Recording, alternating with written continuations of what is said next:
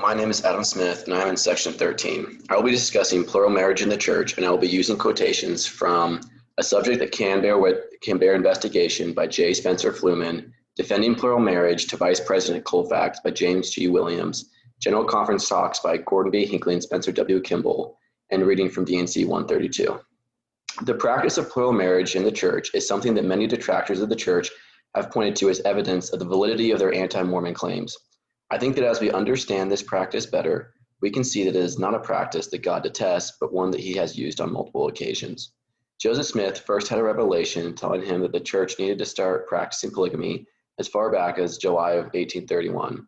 However, he was hesitant to say anything about it because he knew that it would be a divisive issue that would lead many away from the church. He was not wrong in this assumption.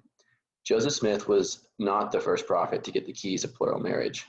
Abraham practiced plural marriage with Sarah and Hagar.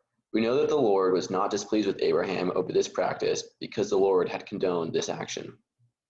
In D&C 132, 61 through 62, it says, "And if he have 10 virgins give unto him by this law, he cannot commit adultery, for they belong to him, and they were given unto him, therefore it is justified. But if one or either of the 10 virgins, after she is espoused, shall be with another man, she has committed adultery, and shall be destroyed. They are given unto him to multiply and replenish the earth, according to my commandment." The Lord has told us that monogamy is the rule unless he says otherwise. Joseph Fielding Smith called plural marriage a righteous principle, however, only when practiced as commanded. He also stated that one must enter into plural marriage with the correct motives. If someone has unclean motives, then they will incur the displeasure of the Almighty and must repent. What little information we have about the early practice of polygamy in Nauvoo comes from later affidavits and journals. However, we can learn a lot by studying from these sources. Joseph began practicing polygamy in secret in 1842. He shared knowledge of the practice with a few of his closest supporters. There were many people that were opposed to the practice, both in the church and outside the church. Emma Smith was one of the most vocal opposers of the doctrine from inside the church. Joseph's most controversial marriage was to Helen Mar Kimball. She married Joseph in 1843 when she was only 14 years old. This may seem like a very strange practice for someone looking at this from the 21st century. However, at the time, it was not illegal for a girl to be married at such a young age. Most marriages at the time occurred when a girl was 17 or 18, but women were sometimes married at a younger age. When Helen first heard of the practice of plural marriage within the church, she believed that it was untrue and only a disinformation campaign spread by the church's enemies. However, when Joseph Smith and her father, Heber C. Kimball, came to her and told her they wanted her to marry Joseph, she realized that the church was in fact practicing plural marriage. At first, she was angry about the practice. She called it, quote, improper and unnatural.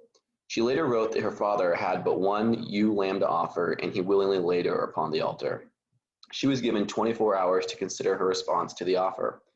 All night, she thought about what she would do. On the one hand, she had great faith in the church and the church leaders, but on the other hand, she thought of the practice as, quote, so repugnant and so contrary to all of our former ideas and traditions, end quote. In the end, she said yes because of her love of God and her trust in her father. She says she did it for the, quote, eternities alone.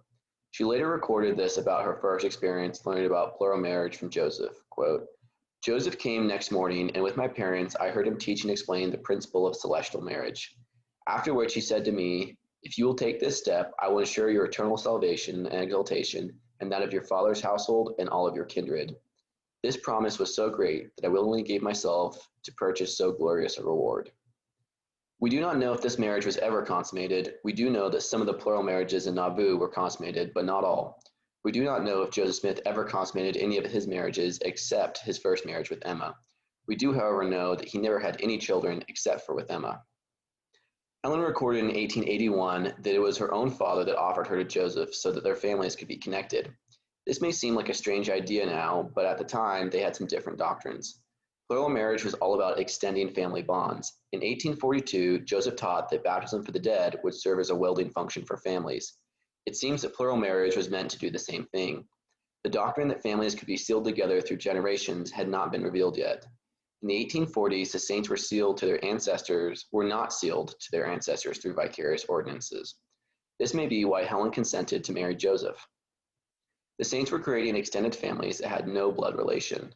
Lucy Walker, who married Joseph Smith just days before Helen, said that the prophet told her that this marriage would form a chain that could never be broken, worlds without end.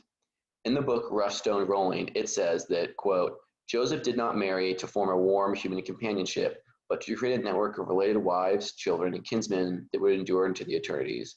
Like Abraham of old, Joseph yearned for familial plenitude, end quote. The practice of plural marriage was continued when the saints moved to Utah. The practice of the LDS Church put the church at odds with the government on several occasions. Eventually, President Wilford Woodruff got rid of the practice of plural marriage with the church. Although Wilford Woodruff's manifesto ended the practice of plural marriage, it did not end existing plural marriages. Spencer W. Kimball has warned us about polygamous cults that are still around and can lead us astray. President Hinckley has clarified the church's position on polygamy by telling us that if we are caught in a polygamous relationship, we will be excommunicated. God's law has changed on this matter, and so must we. I know that as we learn about the early church and the practices that are instituted, we can understand the early saints more. This can give us a more clear understanding of how the church came to be what it is today. Thank you.